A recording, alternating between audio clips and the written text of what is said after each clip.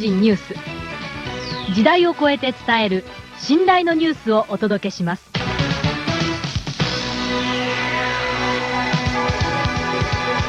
Scène de violence en pleine matinée dans la banlieue ouest de Tokyo. Un homme soupçonné d'avoir agressé 2 lycéens avec un marteau, puis blessé 3 policiers en les aspergeant avec une substance inconnue, est toujours activement recherché par les autorités.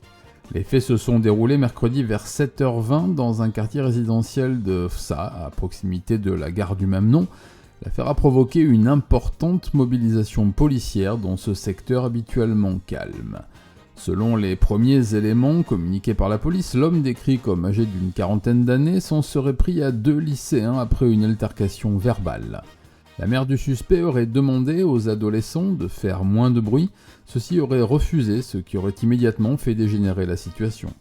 L'agresseur aurait alors frappé un des 2 jeunes au visage et un autre à l'épaule à l'aide d'un marteau, et ce à plusieurs reprises. Un témoin présent sur place a alerté les secours en signalant qu'un homme armé s'attaquait à plusieurs personnes dans la rue.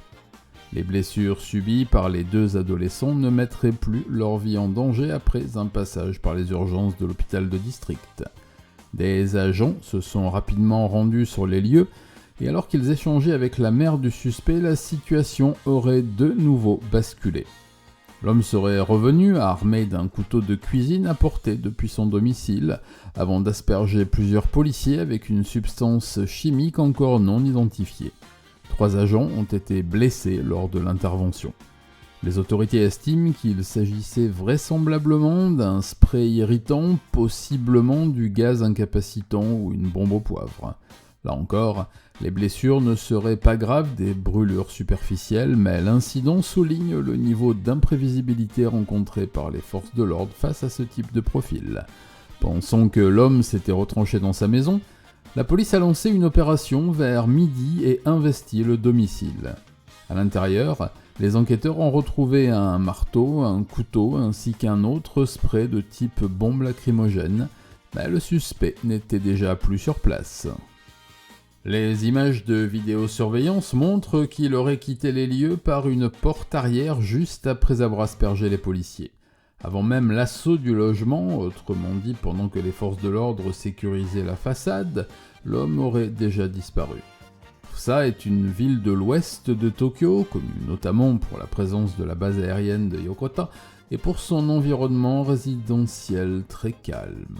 Ce type de violence en pleine rue à une heure où les élèves et les travailleurs circulent y reste particulièrement marquant.